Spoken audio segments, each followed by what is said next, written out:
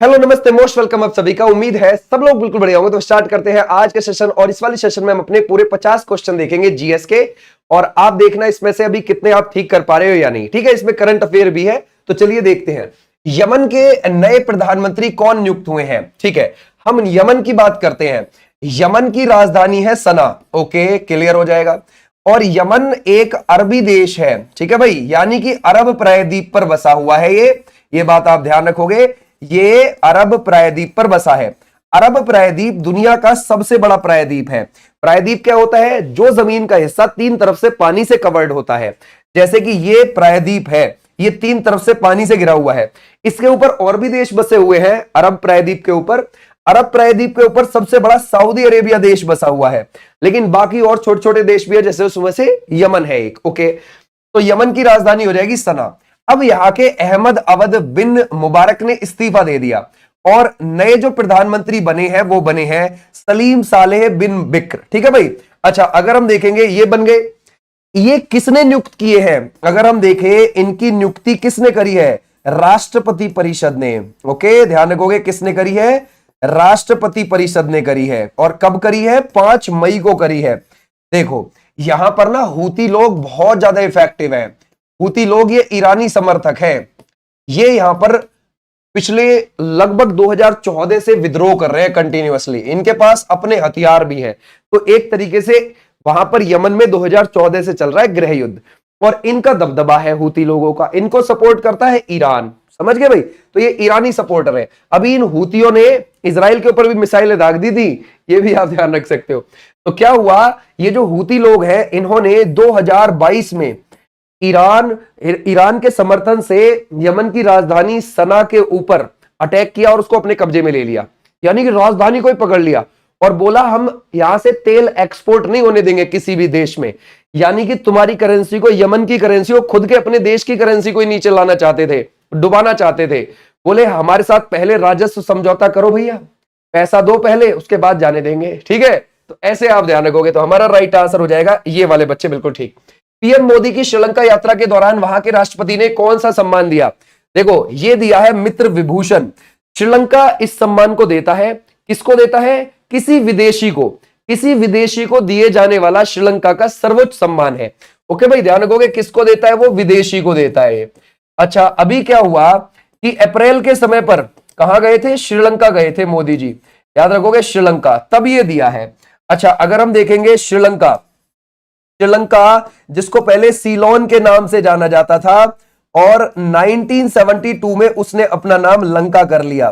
फिर 1978 में उसने अपना नाम श्रीलंका कर लिया। और यहां की जो राजधानी है, जो यहां की वाणिज्यिक राजधानी है वो अलग है और प्रशासनिक राजधानी अलग है। जैसे यहां पर प्रशासनिक राजधानी हम देखें वो कौन सी है? वो है जयवर्धने कोट्टे, जयवर्धनेपुरे कोट्टे, ये भी आप ध्यान रखोगे।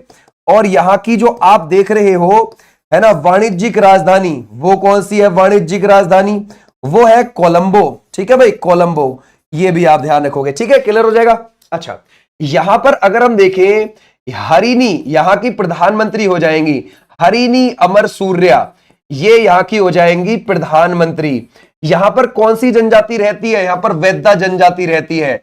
यहां वेद्दा ट्राइब के लोग रहते हैं। यहां का मुख्य खाने का भोजन क्या है? चावल है, चावल।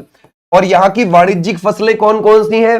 है ना भाई, जिनसे ये व्यापार करते हैं, जैसे कि कॉफी हो गई। ठीक है भाई, ये इंपॉर्टेंट है। जैसे नारियल हो गया, ये यहां पर इंपॉर्टेंट है।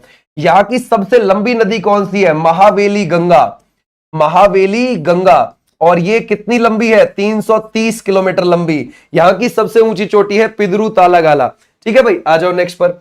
बोलते हैं तृतीय बौद्ध संगीति का आयोजन किसके शासनकाल में हुआ था? ओके, देखो प्राचीन काल में जो बौद्ध संगीति हुई है वो 4 हुई है, और आधुनिक काल में जो हुई है वो 2 हुई है।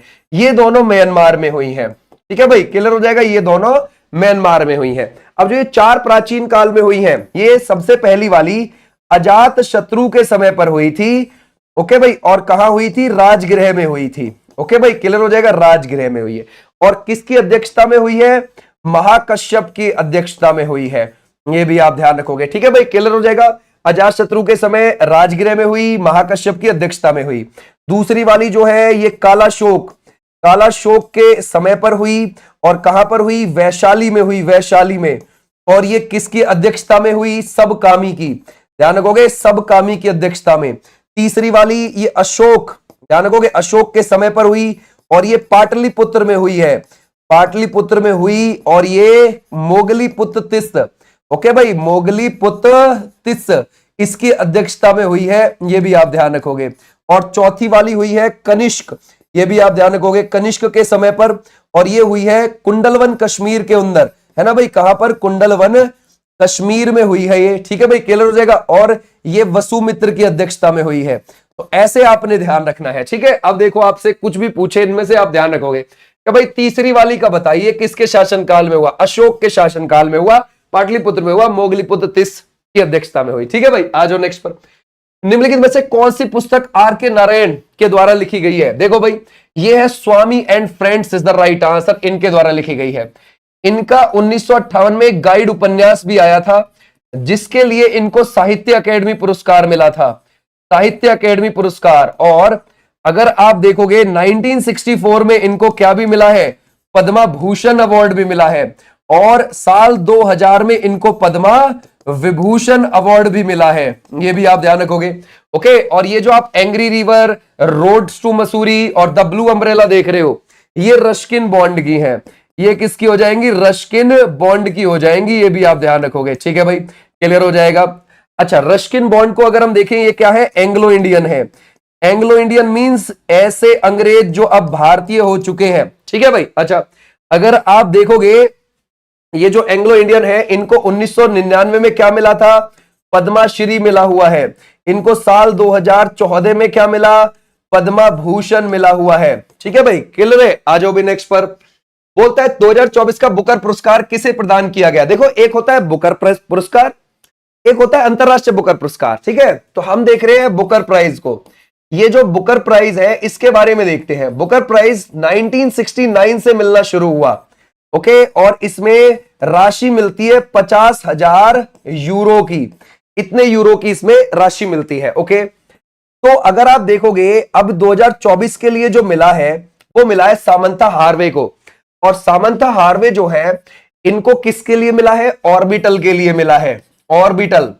ऑर्बिटल, ऑर्बिटल जो है ये केवल 136 पेज का उपन्यास है, ओके। और ये कोविड-19 के समय पर लिखा गया।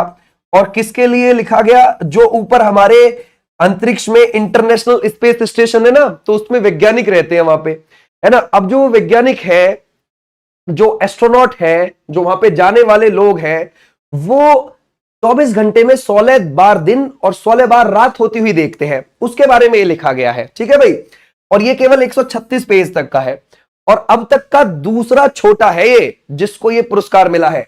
1979 में, समझ गए भाई, ऑफशोर को मिला था, ऑफशोर। वो जो ऑफशोर है वो केवल 132 पेज का था, समझ गए, जिसको मिला था 1979 में। और अब जाके 136 पेज के को ये मिल गया, दूसरा छोटा है अब तक का ये उपन्यास, ठीक है, क्लियर हो जाएगा। अच्छा, ये बात हो गई। अब अगर हम देखें जो अंतरराष्ट्रीय बुकर प्राइज है ये कब शुरू हुआ, ये 2005 में शुरू हुआ।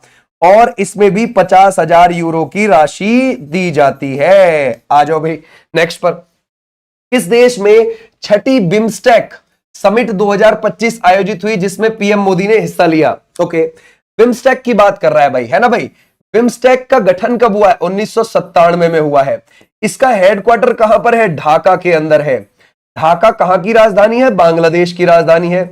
इसमें कौन कौन से कंट्री आते हैं, बहुत सिंपल है याद करना। देखो कैसे, आप ऐसे याद रखो, एक तो हमारा हो गया भारत, ठीक है भाई, एक हो गया ये नेपाल, एक हो गया ये भूटान, एक हो गया ये बांग्लादेश, एक हो गया ये म्यांमार। कितने कंट्री हो गए, 5 हो गए यहाँ पे। एक ले लीजिए श्रीलंका यहां से, एक ले लीजिए थाईलैंड यहां से, हो गए टोटल कितने, 7। तो इसमें 7 देश आते हैं, ओके। तो अभी थाईलैंड में हुई है, याद रखोगे, थाईलैंड के बैंकॉक में ये हुई थी अप्रैल के समय पर समिट, ओके भाई, क्लियर हो जाएगा, अप्रैल के समय पर। और अब अगले 2026 और 2027 के लिए किसको इसकी अध्यक्षता मिल गई, बांग्लादेश को मिल गई है, ओके भाई, बांग्लादेश को मिल गई है। आ जाओ नेक्स्ट पर, है ना। बोलते हैं किस देश ने अगले 2 वर्षों के लिए बिम्स्टेक की अध्यक्षता संभाली 2026-27 के लिए, वो है बांग्लादेश। बांग्लादेश में जो अभी वहां की सरकार को संभाल रहे हैं वो मोहम्मद यूनुस संभाल रहे हैं। ओके भाई, ध्यान रखोगे, मोहम्मद यूनुस का बांग्लादेश में बहुत बड़ा योगदान है। बांग्लादेश के इतिहास में अगर हम देखें या फिर अभी प्रेजेंट टाइम पे देखें, कैसे, अगर आप देखोगे उन्होंने 1970 के दशक में छोटे छोटे लोन देने लोगों को, है ना, शुरू करे थे ताकि उनके बिजनेस शुरू हो पाए। और इनको 2000, है ना भाई, 2006 में जाके शांति का नोबेल प्राइज भी मिला था। ठीक है भाई, ये भी आप ध्यान रखोगे, मोहम्मद यूनुस। ठीक है, तो ऐसे भी आप ध्यान रखोगे। यहां पर 5वीं बार 2024 में प्रधानमंत्री चुनी गई थी शेख हसीना। ठीक है, जो शेख मुजीबुर रहमान की बेटी थी। शेख मुजीबुर रहमान फर्स्ट प्रेसिडेंट थे बांग्लादेश के। अच्छा, उनकी बेटी 5वीं बार 2024 में चुनी गई थी। अब फिर उनको इस्तीफा देके भी भागना पड़ा था 2024 जुलाई में। ये भी आप ध्यान रखोगे, वो अभी भी हमारी कंट्री में रहती है शेख हसीना। ठीक है भाई, आ जाओ नेक्स्ट पर। बोलता है कितने भारतीय राज्य और संघ शासित प्रदेशों ने भारतीय तटरेखा के साथ साझा करी है, जरा बताओ। यानी कि तटरेखा साझा करी है, कोस्ट लाइन की बात कर रहा है। हमारे यहां पर कितने, 9 तो राज्य हैं और 4 केंद्र शासित प्रदेश हैं जो पानी के साथ सीमा बनाते हैं। ठीक है भाई, 4 जो केंद्र शासित प्रदेश उसमें कौन कौन सा है, जैसे पुदुचेरी, जैसे लक्षद्वीप, जैसे दादरा नगर हवेली दमन दीव और जैसे अंडमान निकोबार। ठीक है भाई, ऐसे भी आप ध्यान रखोगे। और जो 9 राज्य हैं वो 9 राज्य कौन कौन से हैं, जैसे कि ये गुजरात हो गया, जैसे कि ये महाराष्ट्र हो गया, जैसे कि ये गोवा हो गया, जैसे कि ये कर्नाटक हो गया, जैसे कि ये केरल हो गया, जैसे कि ये तमिलनाडु हो गया, जैसे कि आंध्र प्रदेश हो गया, जैसे कि उड़ीसा हो गया, जैसे कि यहां पर, है ना, वेस्ट बंगाल हो गया। ठीक है, ऐसे आपने ध्यान रखना है। ओके, आ जाओ भी नेक्स्ट। 1 2 3 4 5 6 7 8 9। ठीक है, 9 राज्य है। बोलता है टीपू सुल्तान के शासन के दौरान उनके राज्य मैसूर की राजधानी क्या थी। ओके, वो थी Srirangapatnam is the right answer. Mysore साम्राज्य की जो नींव रखी थी वो किसने रखी थी भाई, वो रखी थी हैदर अली ने। ओके भाई, ध्यान रखोगे, हैदर अली ने। ये भी आप ध्यान रखोगे। ठीक है भाई, क्लियर हो जाएगा, हैदर अली ने। तो उस समय उसने राजधानी कौन सी बनाई थी, श्रीरंगपट्टनम को ही बनाया था राजधानी। तो टीपू के समय पर भी वही रही थी। ये भी आप ध्यान रखो, कावेरी नदी के किनारे। आ जाओ, कर्नाटक में देखने को मिलेगा। बोलता है हाल ही में राष्ट्रीय समुद्री खेल 2025 का उद्घाटन कहां हुआ, तो ये नवी मुंबई में हुआ है और ये मार्च में हुआ है। और ये किसने किया, हमारी राष्ट्रपति जी द्रौपदी मुर्मू जो 15वें नंबर की हैं उन्होंने किया। ठीक है भाई, क्लियर हो जाएगा। तो हमारा राइट आंसर हो जाएगा ये वाले बच्चे, बिल्कुल ठीक। निम्नलिखित में से कौन सा स्थान मधुबनी कला के लिए फेमस है, मधुबनी पेंटिंग के लिए जो फेमस है वो आपको कौन सा लगेगा, मिथिला। मिथिला कहां पर है, वो आपको बिहार में देखने को मिलेगा। जैसे मैं आपको बोलूं तंजौर आर्ट के लिए, तंजौर कला कहां पर चलती है, ये चलती है तमिलनाडु के अंदर। जैसे मैं आपसे बोलूं कि भाई बूंदी कला कहां पर चलती है, या फिर फड कला कहां पर चलती है, या फिर कजली कला कहां चलती है, तो ये आर्ट चलती है आपकी राजस्थान के अंदर। ठीक है भाई, क्लियर हो जाएगा, राजस्थान। जैसे मैं आपसे बोलूं चिकनकारी कहां चलती है, चिकनकारी तो ये चलेगी लखनऊ के अंदर। ओके, जैसे मैं आपसे बोलूं कलमकारी कहां पर चलती है, कलमकारी आर्ट ये चलती है कोलकाता, ये ध्यान रखोगे, आंध्र प्रदेश के अंदर। ये भी आप ध्यान रखोगे। अगर मैं आपसे बोलूं काली घाट कला, ये काली घाट कला कहां चलती है, ये कोलकाता के अंदर बोलोगे आप। कहां पर, कोलकाता के अंदर। तो ऐसे आपने ध्यान रखना है। ठीक है भाई, क्लियर हो जाएगा। ये आर्ट्स को हम ऐसे ध्यान रखेंगे। बोलता है हाल ही में हुए दिल्ली विधानसभा चुनाव 2025 में किस पार्टी ने सबसे अधिक सीटें जीतकर सरकार बनाई। देखो क्या हुआ, 2025 में फरवरी में दिल्ली में विधानसभा के चुनाव हुए, है ना, किसके हुए, विधानसभा के चुनाव। और विधानसभा की 70 सीटें हैं दिल्ली में, और 70 में से 48 जीत गई कौन, बीजेपी। और 22 कौन जीती थी, आम आदमी पार्टी जीत गई। अब बीजेपी ने 27 साल बाद यहां पर दिल्ली के अंदर सत्ता में वापसी करी। ये भी आप ध्यान रखोगे। ठीक है भाई, तो हमारा राइट आंसर क्या हो जाएगा, ये। और बीजेपी से कौन भाई, ध्यान रखोगे, सीएम कौन बन गई फिर दिल्ली की, रेखा गुप्ता बन गई। ओके भाई, रेखा गुप्ता। अगर आप महिला के तौर पर इनको देखोगे, महिला के तौर पर, तो ये चौथी महिला सीएम हो जाएंगी, महिला के तौर पर अगर आप देखोगे। क्योंकि महिला के तौर पर अगर आप देखोगे, पहली सीएम वो 1998 में सुषमा स्वराज बनी थी और वो बीजेपी से ही थी, 52 दिन की सीएम रही थी वो केवल। और फिर उसके बाद लगातार यहां 1998 के बाद 2013 तक यहां पर जो सीएम रही वो रही शीला दीक्षित जी। ठीक है भाई, ध्यान रखोगे, महिला के तौर पर। तो दूसरी रही शीला दीक्षित जी महिला के तौर पर, और तीसरी कौन रही, आतिशी मारले ना रही वो 2024-25 के बीच में। और फिर 25 में कौन आ गई? रेखा गुप्ता आ गई। महिला के तौर पर ये 4th सीएम है। ओके भाई, बाकी पुरुष को देखे तो और भी सीएम बने हम, लेकिन महिला के तौर पर हम देख रहे हैं। विश्व स्वास्थ्य दिवस कब मनाया जाता है? 7 अप्रैल को। 7 अप्रैल है ना भाई 1948 को किसकी स्थापना हुई थी? वो हुई थी WHO की, वर्ल्ड हेल्थ ऑर्गेनाइजेशन। कहां पर है? जेनेवा के अंदर इसका हेडक्वार्टर है। जेनेवा स्विट्जरलैंड के अंदर इसका हेडक्वार्टर आपको मिल जाएगा। ठीक है भाई, आ जाओ नेक्स्ट पर। अवध के पहले नवाब कौन थे? अवध के देखते हैं, वो कौन थे? आसफुद्दौला थे। Saadat Khan is the right answer. Okay भाई, कैसे? देखो ऐसा था, ये जो आप सआउदत खान देखते हैं ना, सआउदत खान, ये सआउदत खान ये पहले कहां थे? आगरा में तैनात थे। ठीक है भाई, आगरा में। और किसके समय पर तैनात थे अगर आप देखोगे? वो थे रोशन अख्तर के समय पर। रोशन अख्तर, ये जो रोशन अख्तर है इनको रंगीला भी बोला जाता है, समझ गए भाई? रंगीला। और ये मुगलों के क्या थे? नवाब, सम्राट थे। कब के बीच में? 1719 से 1748 के बीच में। तो ऐसा था, रंगीला ने आगरा के अंदर बिठा रखा था। किसको बिठा रखा था? सआउदत खां को। कि भाई तू यहां देखता रहे हिसाब किताब, लेकिन आगरा के क्षेत्र में जाटों ने तूफान मचा रखा था। अब ये परेशान हो गया सआउदत खां, ये बोला जी मेरे से स्थिति नहीं संभल रही। रंगीला बोला निकल पहले यहां से। ठीक है भाई, समझ? यहां से पहले तो निकल, तेरे को अवध भेजते हैं, समझ गए? तो तेरे को अवध वाले क्षेत्र में भेजा जाएगा, समझ गए? अवध वाले क्षेत्र में चला गया। इसने सोचा यार मेरी तो बेइज्जती कर दी यार, रंगीला भाईजान ने गड़बड़ कर दी। इसने अपनी नई, ध्यान रखोगे, रियासत का, है ना भाई, जन्म किया 1722 में। समझ गए भाई? क्लियर हो जाएगा। इसने अपनी नई रियासत बना ली अवध, और अपने आप को स्वतंत्र घोषित कर दिया। बोला मैं नहीं हूं अब दिल्ली के साथ, दिल्ली वाले सम्राट के साथ, मुझे नहीं अब मुगलों से कुछ लेना देना, मैं अलग हो गया उनसे। और इसने अपनी राजधानी फैजाबाद को बना दिया, फैजाबाद को बना दिया वहां पर जाकर। अब ठीक है, फैजाबाद कैपिटल बन गई, मामला चलता रहा। इसके बाद जो गद्दी पर बैठा, इसके बाद गद्दी पर बैठा है सफदरजंग। याद रखोगे कौन? सफदरजंग गद्दी पर बैठ गया।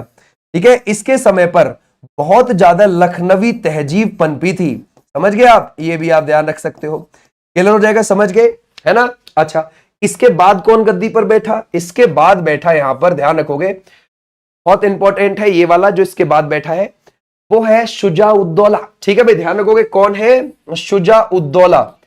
ये जो शुजाउद्दौला था, इसने मुगलों के, ध्यान रखोगे, मुगलों के सम्राट शाह आलम सेकंड को अपने यहां पनाह दी थी।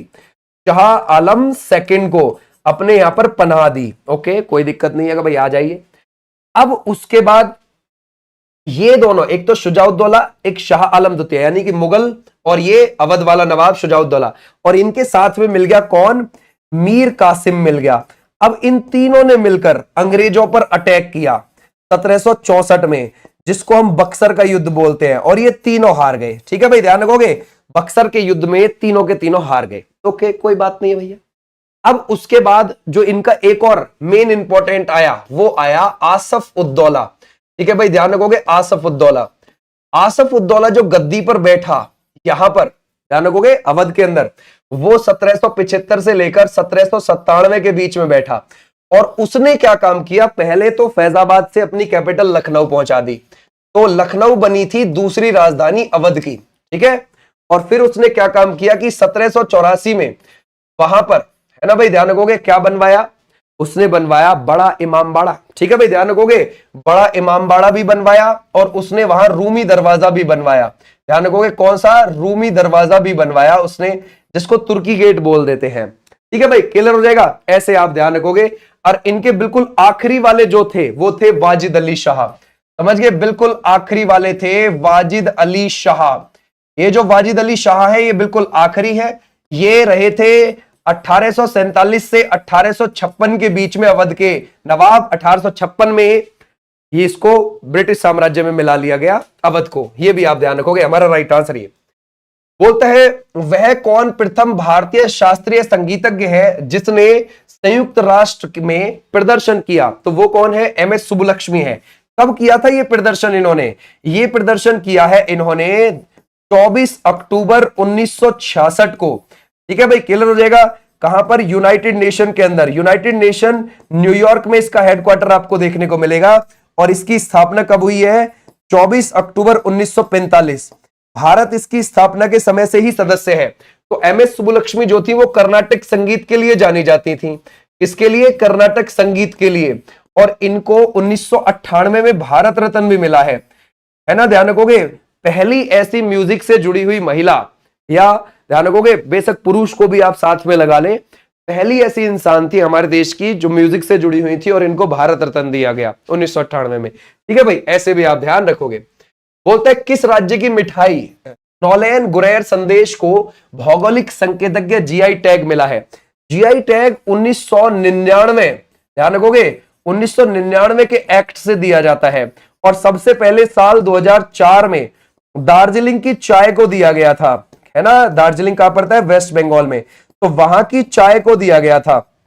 और हमारा टारगेट है 2030 तक 10,000 जीआई टैग प्राप्त करना। समझ गए भाई, क्लियर हो जाएगा। और ये जीआई टैग 10 साल के लिए दिया जाता है। और जब ये दिया जाता है जीआई टैग, तो उसका जो आपका प्रोडक्ट है जिसको मिला है जीआई टैग, उसका देश विदेश में व्यापार करने का एकाधिकार आपको मिल जाता है। ओके भाई। और ये जो मिला है, अगर आप देखोगे नोएल गुरैर संदेश, ये वेस्ट बंगाल से, ये भी चीज आप ध्यान रखोगे, वेस्ट बंगाल से। आ जाओ नेक्स्ट पर। तुर्कान चहलगानी या फिर चालीसा नामक 40 रईसों के समूह का गठन किसने किया है? ये जरा बताओ। ये कौन है? आराम शाह है ना भाई? नो, आराम शाह नहीं, इसको आराम शाह बोलोगे। ठीक है भाई। या फिर आप लगाओगे इसमें से मोहम्मद गौरी है? No, Shamsuddin Iltutmish is the right answer. Delhi सल्तनत की अगर मैं बात करूं, 1206 में नींव रखी गई और दिल्ली सल्तनत 1526 तक चली है। और इस दिल्ली सल्तनत में 5 वंश आए और 5 वंश में से पहला था गुलाम वंश या फिर ममलूक वंश आप बोल सकते हो। 1206 से 1290 तक पहला इसमें गुलाम वंश है। दूसरा कौन सा है? खिलजी वंश है। और खिलजी वंश जो चला है वो 1290 से लेकर 1320 तक चला है। फिर इसमें तुगलक वंश चला है और तुगलक वंश है 1320 से लेकर 1414 तक चला है। और उसके बाद सैयद वंश आ गया है और सैयद वंश चला है 1414 से लेकर 1451। फिर आया है लोदी वंश और ये जो लोदी वंश है ये 1451 से लेकर, है ना भाई, 1526 तक चला है। इन 5 वंश में से ये ऊपर वाले जो है ये चारों तुर्क मुसलमान है ना भाई, ध्यान रखोगे। और नीचे वाले जो है ये लोदी मुसलमान है, ये लोदी मुस्लिम है नीचे वाले। ठीक है भाई, है ना भाई, ध्यान रखोगे। ये जो है लोदी मुस्लिम जो है ये अफगानी मुसलमान है, ये बात आप ध्यान रखोगे। ठीक है भाई, ध्यान रखोगे। अफगानियों में एक लोदी जनजाति होती है, ट्राइब्स, उसके नाम पे ये लोदी है, ये बात ध्यान रखोगे, वही ये लोदी है। तो हमें ध्यान रखना है इनमें से अफगानी कौन से और तुर्क मुसलमान कौन से। ये ऊपर वाले तुर्क मुसलमान है और ये अफगानी मुसलमान है जो नीचे वाले हैं। ठीक है भाई, ओके। यानी कि लोदी अफगानी मूल के थे। ओके। अब इसमें से पकड़ लीजिए पहले वाले को, गुलाम वंश को। गुलाम वंश की नींव 1206 में ऐबक ने रखी और ऐबक की डेथ हो गई 1210 में। ओके। उसके बाद 1210 से लेकर 1211 के बीच में आराम शाह गद्दी पर बैठा, आराम शाह। अब एक बात ध्यान रखना कि इन दोनों की राजधानी, भले ही ये दिल्ली सल्तनत चला रहे हैं लेकिन इन दोनों की राजधानी है लाहौर में ही। समझ गए? अच्छा, क्लियर हो जाएगा। ऐबक की भी राजधानी वही थी और इसकी भी राजधानी आराम शाह की। लेकिन आराम शाह को 1211 में दिल्ली के पास जड़ नाम की जगह पर हरा दिया इल्तुतमिश ने। और इल्तुतमिश 1211 से 1236 तक गद्दी पे बैठ गया और इसने अपनी राजधानी दिल्ली सल्तनत की दिल्ली ही बनाई, है ना भाई। तो दिल्ली सल्तनत का वास्तविक संस्थापक इसको माना जाता है। ठीक है, क्लियर हो जाएगा, इल्तुतमिश ने। और इल्तुतमिश को ध्यान रखोगे, जो अगर आप देखोगे इल्तुतमिश, इसने क्या काम किया? शुद्ध अरबी के सिक्के चलाए। समझ गए? शुद्ध अरबी के सिक्के। और अगर आप देखोगे इसको सम्मान सूचक वस्त्र भी मिले थे। ओके, बगदाद के खलीफा से, ये भी आप ध्यान रख सकते हो, बगदाद के खलीफा से सम्मान सूचक वस्त्र जब इसे मिले तो और चौड़ गया, बोला आप थोड़ा एटीट्यूड दिखाता हूं। ठीक है भाई, तो फिर इसने एटीट्यूड दिखाना शुरू किया। ये भी चीज आप ध्यान रखोगे, क्लियर हो जाएगा, समझ गए। इसकी जो बेटी थी वो कौन थी? रजिया थी, जो 1236 से 1240 के बीच में गद्दी पर बैठी। एक बात ध्यान रखना, ठीक इसके बाद गद्दी पे नहीं बैठी, इसके बाद तो रुकमनुद्दीन फिरोज गद्दी पर बैठा था, इसका बेटा इल्तुतमिश का। वो बहुत बेकार सा शासक था, उसकी माता थी शाह तुर्कान, वही संभालती थी सब चीज। तो रजिया को बुरा लगता था कि यार ये तो खराब हो जाएगा मामला। तो रजिया ने जो दिल्ली के तुर्क सरदार थे उनसे मदद मांगी कि मुझे बनाइए शासक। ठीक है, तो फिर वो बनी 1236 से लेकर 1240 के बीच में। यानी कि कुछ समय के लिए बीच में 1236 में कौन, रुकमनुद्दीन फिरोज गद्दी पर बैठा था, ये भी आप ध्यान रखना। फिर आगे चल चल के 1290 में ये गुलाम वंश खत्म हो गया था। आ जाओ नेक्स्ट पर। बोलता है विराट कोहली ने मई 2025 में क्रिकेट के किस फॉर्मेट से संन्यास ले लिया? आपको क्या लगता है वो कौन सा है? वनडे है, टेस्ट है, T20 है या फिर उपरोक्त सभी? तो हमारा राइट आंसर हो जाएगा, क्या हम देखें इसमें से टेस्ट से ले लिया? यस, टेस्ट से ले लिया। उन्होंने 123 टेस्ट मैच खेले थे, 9,230 रन बनाए थे, और अगर आप देखोगे 46 का उनका औसत रहा, और अगर आप देखोगे 30 उन्होंने शतक लगाए, और 2011 में उन्होंने डेब्यू किया था। हालांकि उन्होंने 29 जून 2024 को उन्होंने क्या काम करा था कि T20 फाइनल के बाद उन्होंने T20 से भी संन्यास ले लिया था, और इस बार मई में टेस्ट से भी ले लिया। तो अभी IPL जो लीग है वो खेलेंगे, और वनडे जो इंटरनेशनल क्रिकेट है वनडे वो अभी खेलेंगे, ये भी आप ध्यान रखोगे। आज अभी नेक्स्ट पर बोलता है किस राज्य के, है ना, बरुईपुर अमरूद को भौगोलिक संकेतक GI टैग मिल गया? ये पश्चिम बंगाल से मिल गया। आज अभी नेक्स्ट पर बोलता है विश्व बैंक का मुख्यालय कहां है? हम किसकी बात कर रहे हैं? वर्ल्ड बैंक की बात कर रहे हैं।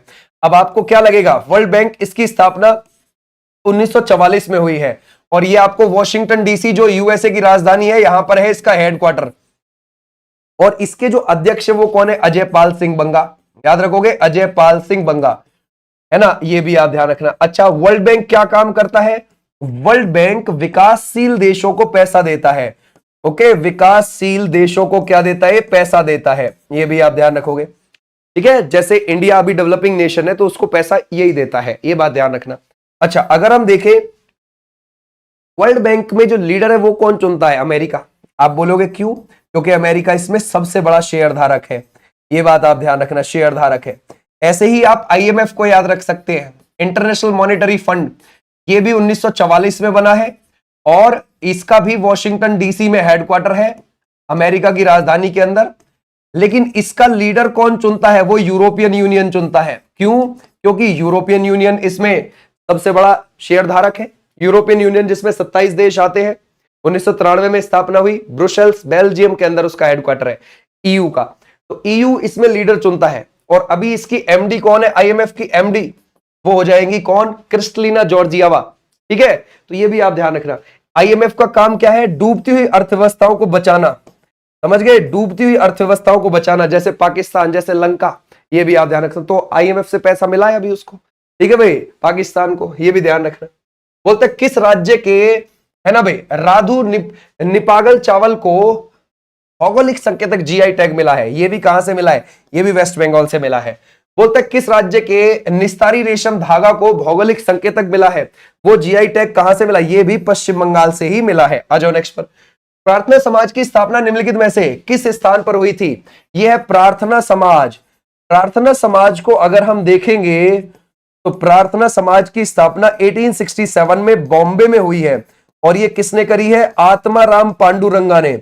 आत्माराम पांडुरंगा ने किसके साथ मिलकर? केशव चंद्र सेन के साथ मिलकर, केशव चंद्र सेन के साथ मिलकर। तो हमारा राइट आंसर कौन सा हो जाएगा? Bombay is the right answer. खींच गए, क्लियर हो जाएगा। अच्छा, अगर आपसे पूछा जाए कि चलो ये तो ठीक है, हमें ये बताइए वेद समाज की स्थापना कब हुई? 1864 में हुई, ठीक है भाई, और ये कहां पर हुई? मद्रास के अंदर हुई, और ये किसने करी? श्रीधरलू नायडू ने करी, है ना, श्रीधरलू नायडू ने करी।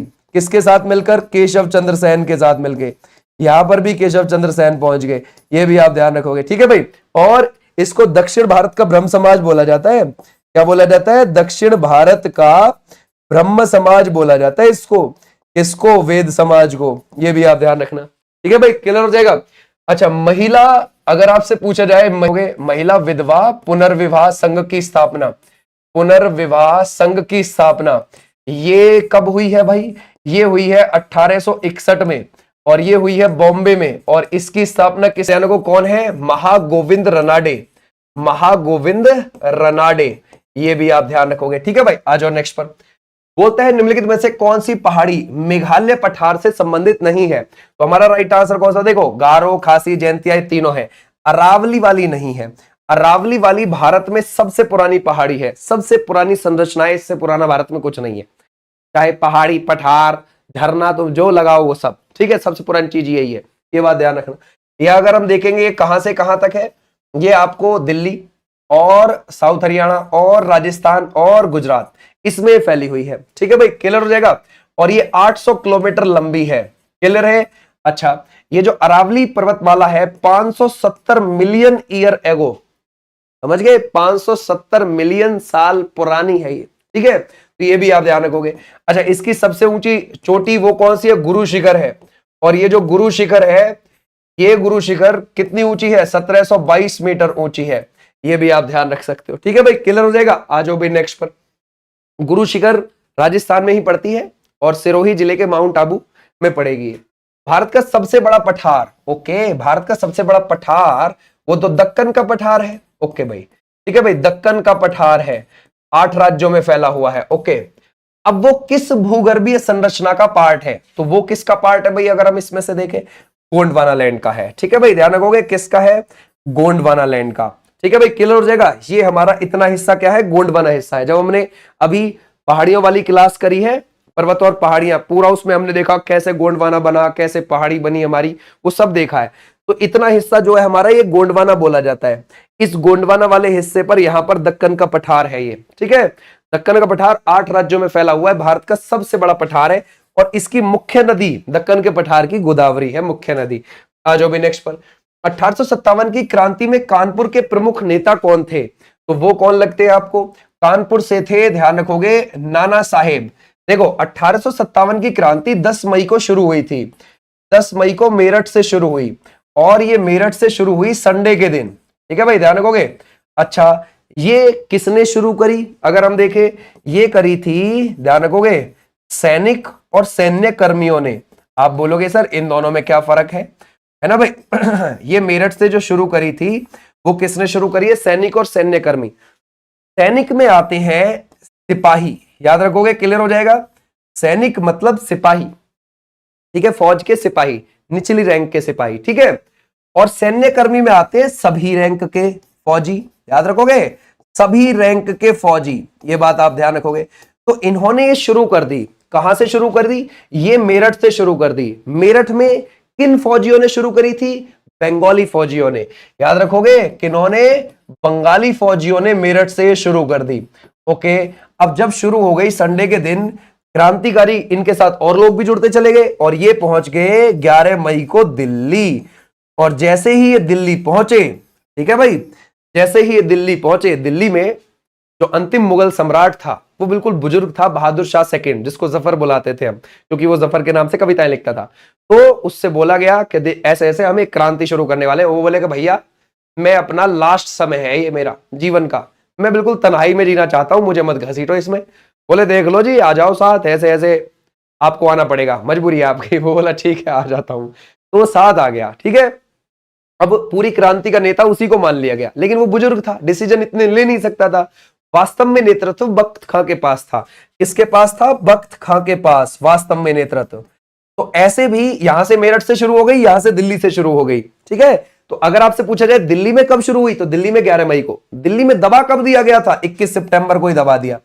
21 सितंबर 1857 में निकोलसन ने इसको दबा दिया था दिल्ली के अंदर, निकोलसन ने। लेकिन क्या था कि भैया, पूरे देश में छिटपुट छिटपुट बात फैल गई। ठीक है भाई, और जब फैल गई तो कानपुर से नेतृत्व कर रहे थे नाना साहेब, इनके साथ दे रहे थे वहां से तात्या टोपे। कौन दे रहे थे? तात्या टोपे साथ दे रहे थे। तो ऐसे ही भारत में अलग अलग साइट पर और शुरू हो गई। जैसे लखनऊ में, ध्यान रखोगे, लखनऊ में कौन नेतृत्व कर रहा था? वाजिद अली शाह। और वाजिद अली शाह के साथ उनकी पत्नी का नाम क्या? उनकी सेकंड बीवी थी महक परी, है ना भाई, ध्यान रखोगे, महक परी, यानी कि बेगम हजरत महल, समझ गए, वो नेतृत्व कर रही थी, बेगम हजरत महल। ये दोनों मियां बीवी वहां से नेतृत्व कर रहे थे। उसके बाद अगर आप देखोगे, सुरेंद्र साई, ये कहां से कर रहे थे भाई? सुरेंद्र साई नेतृत्व, है ना भाई। अगर आप देखोगे, ये उड़ीसा से नेतृत्व कर रहे थे। कहां से कर रहे थे? उड़ीसा से नेतृत्व कर रहे थे, ये भी आप ध्यान रखोगे। ऐसे ही अगर आप देखोगे, मुजफ्फरनगर से कौन कर रहे थे? भगवान सिंह कर रहे थे। ओके भाई, ध्यान रखोगे, भगवान सिंह। ऐसे ही अगर आप देखोगे, मथुरा से कौन कर रहे थे? मथुरा से देवी सिंह कर रहे थे। ओके भाई, ध्यान रखोगे, देवी सिंह ये कर रहे थे। ठीक है भाई, तो ऐसे अलग अलग एरिया से नेतृत्व हो रहे। जैसे मैं बोलूं आपको, पंजाब से गुरु राम सिंह जी कर रहे थे, हरियाणा के रेवाड़ी से राव तुलाराम कर रहे थे, हरियाणा के ही बल्लभगढ़ से राजा नाहर सिंह कर रहे थे नेतृत्व। ठीक है, ऐसे ही झांसी की रानी झांसी से नेतृत्व कर रही थी, लेकिन जैसे ही वो ग्वालियर पहुंची, ग्वालियर में वो हीरोज की सेना से हार जाती है और वो शहीद हो जाती हैं। ठीक है, ऐसे दीपू जी राणा गोवा से कर रहे थे नेतृत्व। तो अलग अलग जगह से, ऐसे कुंवर सिंह जी जगदीशपुर बिहार से कर रहे थे नेतृत्व। ओके, तो ऐसे आपने ध्यान रखना है। शाबाश भाई, आ जाओ नेक्स्ट पर। बोलता है इसमें से बिहार के दो ग्रामीण बैंक, उत्तर बिहार ग्रामीण बैंक और दक्षिण बिहार ग्रामीण बैंक का विलय कर दिया गया। अब इसका नाम बताइए, इसका नाम क्या है? ठीक है भाई, तो कौन सा लगाओगे? मगध ग्रामीण बैंक है, या फिर संपूर्ण बिहार ग्रामीण बैंक है, या फिर बिहार राज्य विकास बैंक है, या फिर बिहार ग्रामीण बैंक है? देखो ध्यान से, देखो ऐसा है 2004 में ना केंद्र सरकार ने एक नीति चलाई। क्या चलाई थी केंद्र सरकार ने? क्या नीति? एक राज्य एक आरआरबी। याद रखोगे, एक राज्य एक आरआरबी, ये नीति चलाई थी। तो इस ध्यान रखोगे, इसने बहुत अच्छा दिमाग लगाया कि हम जो क्षेत्रीय ग्रामीण बैंक है उनको मिला देंगे। समझ गए भाई? जो रीजनल रूरल बैंक है उनको मिला देंगे। ओके भाई, अब उन्होंने इनको मिलाना शुरू करा और अभी 2025 में मई में कौन सा चरण हुआ है? चौथा चरण हुआ है इसका मिलाने का। अभी जो लास्ट टाइम पे मिल के पहुंच गए हैं वो 43 से 28 पे आ गए हैं। समझ गए भाई? तो अभी 28 ही क्षेत्रीय ग्रामीण बैंक बचे बस हमारे देश में, सब विलय कर दिए। विलय कर करके अभी लास्ट टाइम जो आए वो 43 से 28 पे पहुंच गए हैं। ठीक है, यानी कि जब ये चौथा चरण शुरू नहीं हुआ था उससे पहले 43 थे, फिर होते ही 28 पे पहुंच गए। अब ये बचे हैं, बस सरकार कर रही है कंटिन्यूअसली धीरे धीरे। तो इन दोनों को मिला के कर दिया बिहार ग्रामीण बैंक। ओके, और इसका हेडक्वार्टर कहां पर बना दिया? पटना में बना दिया। ठीक है भाई, क्लियर हो जाएगा, पटना के अंदर बना दिया। ऐसे आप ध्यान रखोगे। आ जाओ भाई नेक्स्ट पर। अच्छा, अगर आपसे पूछे भाई पहला ग्रामीण बैंक कहां पर, तो 1975 2 अक्टूबर को उसकी स्थापना हुई थी मुरादाबाद यूपी में, है ना? ये भी आप ध्यान रख सकते हो, मुरादाबाद यूपी में। क्लियर हो जाएगा। आ जाओ नेक्स्ट पर। निम्न में से कौन सा कार्य मरुस्थलीकरण के लिए जिम्मेदार नहीं है? मरुस्थलीकरण जो है डेजर्ट वाला एरिया फैलता है, वो क्यों, क्या वजह है? उसकी वजह है अधिक चराई, उसकी वजह है वनों की कटाई, उसकी वजह है असंतुलित सिंचाई। बिल्कुल सही बात है, लेकिन ये वजह नहीं है स्थानीय पेड़ लगाना। ये भी आप ध्यान रखोगे। ठीक है भाई, आ जाओ नेक्स्ट पर। उस राज्य की पहचान कीजिए जिसमें आपको दक्कन के पठार की सबसे ऊंची चोटी अनाई मुंडी मिले। देखो, चाहे तो आप यूं बोल दो कि इतने प्रायद्वीप पठार की सबसे ऊंची, चाहे बोलो दक्षिण भारत की सबसे ऊंची चोटी, चाहे बोलो दक्कन के पठार की सबसे ऊंची चोटी। कहां मिलेगी? केरल में मिलेगी आपको। ठीक है भाई, ध्यान रखो कि केरल में मिलेगी। और उसकी हाइट क्या है अनाई मुंडी की? वो है 2695 मीटर ऊंची। वो किन पहाड़ियों का हिस्सा है? देखो क्या है, जैसे ये हो जाएगा, ये है कर्नाटक, यह केरल, यह है तमिलनाडु। तीनों के बॉर्डर पर यहां नीलगिरी की पहाड़ी मिलती है।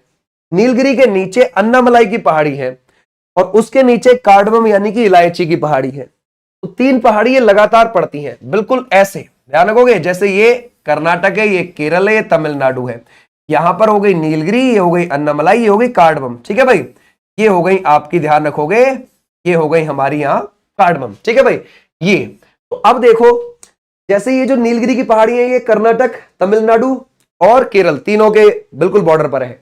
लेकिन जो अन्नामलाई है ये दो के पे, मींस तमिलनाडु और केरल के बॉर्डर पर है। फिर नीचे वाली भी ऐसी इलायची की पहाड़ी, कार्डमम की पहाड़ी भी तमिलनाडु और केरल के बॉर्डर पर है। अब ये जो आप बीच वाली देख रहे हो ना अन्नामलाई की पहाड़ी, इनकी सबसे ऊंची चोटी है अनाई मुंडी, वो भी केरल के पलक्कड़ जिले में पड़ेगी। ये रही जो हमारा आंसर है। ठीक है भाई, आ जाओ नेक्स्ट पर। चालुक्य वंश का संस्थापक अगर हम देखें भाई, चालुक्य वंश का संस्थापक हम बात कर रहे हैं वातापी के चालुक्य की, वातापी या बादामी के चालुक्य की बात कर रहे हैं हम। ठीक है भाई, क्लियर हो जाएगा। वातापी या बादामी की जगह ये पड़ती है कर्नाटक के अंदर। तो वहां का जो चालुक्य वंश था उसकी नींव रखी थी पुलकेशिन प्रथम ने। ठीक है, क्लियर हो जाएगा, समझ गए? तो हमारा राइट आंसर है। इसमें इनका एक महान राजा आया था पुलकेशिन सेकंड, जिसका ऐहोल का अभिलेख है जो कर्नाटक में पड़ता है। ठीक है, ध्यान रखोगे, ऐहोल का अभिलेख कर्नाटक में पड़ता है। उस अभिलेख में उसने ये लिखवाया था अपने दरबारी कवि रवि कीर्ति से, ध्यान रखोगे किससे? रवि कीर्ति से। ये लिखवाया था कि भाई इसमें ये लिख, मैंने राजा हर्षवर्धन को हरा दिया था 618 ईस्वी में नर्मदा नदी के किनारे। तो ऐसे लिखा हुआ है उसमें। ठीक है भाई, ये भी आप ध्यान रखो। देखो पक्का कंफर्म नहीं है कि हराया ही था, क्योंकि अगर आप बाणभट्ट की हर्षचरित देखोगे, जो दरबारी कवि था हर्षवर्धन का, उसमें कोई जिक्र नहीं है इस युद्ध का। क्या हर्षवर्धन ने यूं कहा हो कभी बाणभट्ट से कि भाई ये लिख दे कि मैं हार गया था, दक्षिण जाता हुआ नर्मदा नदी के किनारे पुलकेशिन ने हरा दिया? कहीं नहीं है वहां जिक्र, इसके में है बट, समझ गए? तो ऐसा माना जाता है कि इसने हर्षवर्धन को हरा दिया था। किसने? पुलकेशिन सेकंड ने, याद रखोगे, पुलकेशिन सेकंड ने। तो ऐसे भी आप ध्यान रख सकते हो। आ जाओ भाई नेक्स्ट पर। बोलता है लोक नर्तक राम सहाय पांडे का निधन 8 अप्रैल 2025 को हो गया। उन्हें किस लोक नृत्य की लोकप्रिय बनाने का श्रेय दिया जाता है? राई को। राई नृत्य मध्य प्रदेश में चलता है, मध्य प्रदेश के बुंदेलखंड क्षेत्र में बहुत प्रचलित है। ठीक है, ऐसा होता है। ठीक है भाई, जो राई नृत्य है वो वैश्यवृत्ति से जुड़ा हुआ है, लेकिन ये जो आप राम सहाय पांडे को देखते हो ये एक ब्राह्मण परिवार से आते थे। तो ये जब इस नृत्य को करने जाते थे तो लोग बाग बुरा मानते थे कि भाई ये नृत्य क्यों करता है, लेकिन ये अपने मन की सुनी और ये करते गए। और साल 2022 में इनको क्या मिला? ठीक है भाई, इनको मिला है पद्मा, ध्यान रखोगे, पद्माश्री। ये भी चीज आप ध्यान रखोगे, इनको मिला पद्माश्री। ठीक है, ऐसे भी आप ध्यान रखोगे। आ जाओ भी नेक्स्ट पर।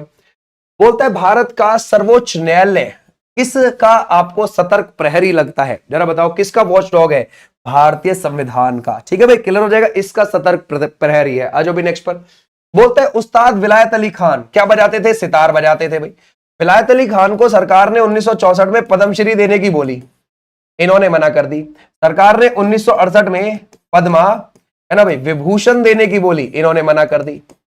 तो फिर सरकार ने इनको आफ्ताब ए सितार का पुरस्कार दिया। क्या दिया था? ध्यान रखोगे, आफ्ताब ए सितार। ये भी आप ध्यान रखोगे, आफ्ताब ए सितार। तो ये भी आप ध्यान रखेंगे। आ जाओ भाई नेक्स्ट पर। बोलता है भारत की राष्ट्रपति द्रौपदी मुर्मू को किस देश की राजधानी लिस्बन का सिटी की ऑफ ऑनर मिला है? क्या था? अगर आप देखोगे अप्रैल 2025 में हमारी राष्ट्रपति स्लोवाकिया गई थी, और स्लोवाकिया के साथ साथ कहां भी? पुर्तगाल भी गई थी। तो बस ध्यान रखोगे, पुर्तगाल में पुरस्कार इनको मिला। हमारा राइट आंसर हो जाएगा ये। और पुर्तगाल की जो, ध्यान रखोगे, राजधानी वो है लिस्बन। ठीक है भाई, क्लियर हो जाएगा, यूरोप का कंट्री है। बोलता है वर्ली चित्रकला में सबसे पहले जो लेप है वो किया जाता है, वह किस चीज का होता है? क्या आपको इसमें से गेरू का लगेगा, गेरू मिट्टी का, या फिर चूना का, कोयला का, रेत का? देखो, वर्ली जनजाति महाराष्ट्र और गुजरात में रहती है, महाराष्ट्र में ज्यादा है। तो महाराष्ट्र के अंदर वर्ली जनजाति के लोग जब ये पेंटिंग करते हैं तो ये दीवार पर करते हैं। तो पहले गेरू मिट्टी का लेप लेते हैं, उसको पूरा एक प्लेन बना लेते हैं, उसके बाद गाय के गोबर से वो पेंटिंग कर रहे होते हैं। ठीक है, तो ये भी चीज आप ध्यान रखोगे, हमारा राइट आंसर हो जाएगा ये वाले बच्चे, बिल्कुल ठीक है। आ जाओ भाई नेक्स्ट पर। जून 2024 में निम्नलिखित में से किस भारतीय भूवैज्ञानिक सर्वेक्षण का नया महानिदेशक नियुक्त किया गया? जरा बताओ किसे किया गया है? आसित साहा को किया गया है। कब बना है ये? अगर हम देखें, भारतीय भूवैज्ञानिक सर्वेक्षण जीएसआई, जीएसआई बना है 1851 में। हेडक्वार्टर कहां है? कोलकाता के अंदर हो जाएगा। ठीक है भाई, क्लियर हो जाएगा। तो हमारा राइट आंसर ये। बोलता है भारत छोड़ो आंदोलन के दौरान समानांतर सरकार का गठन कहां किया गया था? जरा बताओ क्या लगाओगे भाई? भारत छोड़ो आंदोलन के दौरान की बात कर रहे हैं। ये 1942 8 अगस्त को भारत छोड़ो आंदोलन शुरू हो गया, और अगर आप देखोगे 19 अगस्त 1942 को, है ना, बलिया के अंदर, है ना, क्या बनी थी? ध्यान रखोगे, समानांतर सरकार यूपी के अंदर। और ये किसने, किसके नेतृत्व में? चित्तू पांडे के नेतृत्व में। आपको पता है समानांतर सरकार होती है अपने उसका एक छोटा सा न्यायालय होना, अपने कुछ सैनिक होना, अपने रूल रेगुलेशंस होना। ठीक है, तो ऐसे चल रही थी वो। और सतारा में भी बनी थी, और सतारा वाली तो सबसे लंबे समय तक चली थी। सतारा महाराष्ट्र में पड़ता है, 1943 से 1946 तक चली थी वो तो समानांतर सरकार। तलचर में भी बनी थी, तलचर उड़ीसा में, वहां पे भी बनी थी। ये भी आप ध्यान रख सकते हो। गिरनार पर्वत पर स्थित सुदर्शन झील का पुनरुद्धार किस शासक ने करवाया?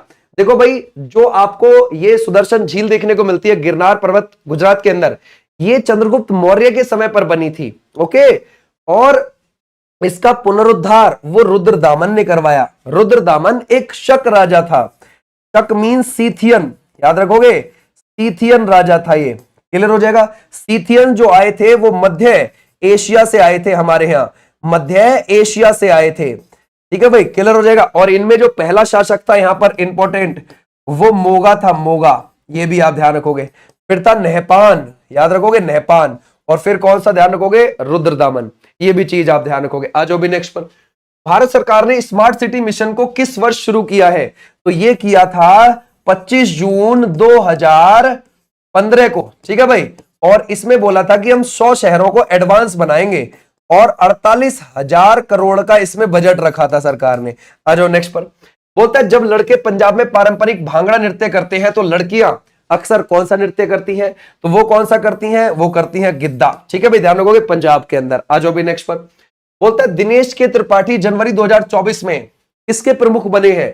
तो वो बने हैं हमारे नौसेना स्टाफ के प्रमुख, ध्यान रखोगे। और अगर आपसे मैं पूछूं उपेंद्र द्विवेदी, ये क्या बने हैं भाई? ये बने हैं आर्मी के चीफ, ये भी आप ध्यान रखोगे, आर्मी के चीफ। और मैं अगर आपसे पूछूं अमरप्रीत सिंह, ये क्या बने हैं? ये एयरफोर्स के चीफ बने हैं, है ना भाई, एयरफोर्स के ये चीफ बने हैं, ये भी आप ध्यान रखना। आ जाओ भी नेक्स्ट पर। बोलता है ऑपरेशन सिंदूर के दौरान भारत की सुरक्षा कवच का प्रमुख हथियार, है ना भाई, ध्यान रखोगे, S-400 किस देश से खरीदा गया? ये जो S-400 है ये हमने रशिया से लिया। देखो रशिया ने 2007 में अपनी सेना में इसको शामिल कर लिया था, ठीक है भाई, क्लियर हो जाएगा। अच्छा, फिर हमारी इससे डील हुई है रशिया से 2018 में 5.43, ध्यान रखोगे, 5.43 बिलियन अमेरिकी डॉलर में हमने करी थी, ठीक है भाई, ध्यान रखोगे, बिलियन अमेरिकी डॉलर में हमने इससे डील करी थी, ठीक है भाई, क्लियर हो जाएगा। S-400 लेने के लिए S-400 क्या है? ये 400 किलोमीटर की ही रेंज में, 400 किलोमीटर की रेंज में अगर कोई भी ध्यान रखोगे, रॉकेट आता है, मिसाइल आती है, फाइटर जेट आता है, ड्रोन आता है, उसको उड़ा देता है ऊपर से ऊपर ही, हवा से हवा में उड़ा देता है, ठीक है भाई, क्लियर हो जाएगा। इसको हवा में ही उड़ा देता है ये बात ध्यान रखना, अच्छा है ना भाई। और जमीन से छोड़ा जाता है, ये बात ध्यान रखना, ठीक है भाई। S-400 जो S-400 एक बार में 36 लक्ष्य ट्रैक कर सकता है, समझ गए भाई, एक साथ में इतने ट्रैक कर सकता है, और 72 मिसाइल दाग सकता है एक साथ, समझ गए भाई, ये भी आप ध्यान रखना। तो अच्छा खासा सिस्टम है, ओके। आ जाओ नेक्स्ट पर। 71वें संविधान संशोधन के तहत 8वीं अनुसूची में किन 3 भाषाओं को जोड़ा गया था? तो सर अगर आप देखोगे हमारे संविधान में शुरू में पहले कितनी भाषाएं थी? 14, फिर एक जुड़ी, ये जो एक जुड़ी है 21वां संविधान संशोधन 1967 में सिंधी भाषा को ऐड किया गया है, फिर उसके बाद 3 जोड़ी गई, और वो जो 3 जोड़ी गई है वो 71वां संविधान संशोधन, है ना, 1992 से जोड़ी गई है। और वो कौन सी जोड़ी गई है 3? वो है कोंकणी, मणिपुरी, नेपाली, ठीक है। उसके बाद अगर आप देखोगे 4 जोड़ी गई हैं, वो 4 कौन सी जोड़ी गई हैं? उसके बाद वो जो 4 है ना, वो है बोडो, डोंगरी, मैथिली, संथाली, बोडो, डोंगरी, मैथिली, है ना भाई, मैथिली, संथाली, ये बात आप ध्यान रखोगे। और ये कैसे जोड़ी गई है? 92वां संविधान संशोधन 2003 से जोड़ी गई है, ठीक है, ऐसे भी आप ध्यान रखोगे। आ जाओ नेक्स्ट पर। बोलते हैं जुलाई 2024 में तेलंगाना के राज्यपाल नियुक्त किए गए जिष्णुदेव वर्मा भारत के किस राज्य के पूर्व उप मुख्यमंत्री थे? तो ये त्रिपुरा के थे, 2018 से लेकर 2023 के बीच में, ये भी आप ध्यान रखना, ठीक है। तेलंगाना के सीएम कौन है? रेवंत रेड्डी हो जाएंगे। आ जाओ नेक्स्ट पर। बिंदुसार ने निम्नलिखित में से किस अवधि के बीच शासन किया? तो देखो अगर आप देखोगे चंद्रगुप्त मौर्य ने मौर्य वंश की नींव रख दी थी, और वो कब रखी थी? 322 बीसी में, 0 से इतने वर्ष पहले, 0 से जो पिछली सालें हैं उनमें उल्टी चलती है साल, ये ध्यान रखना, ठीक है भाई।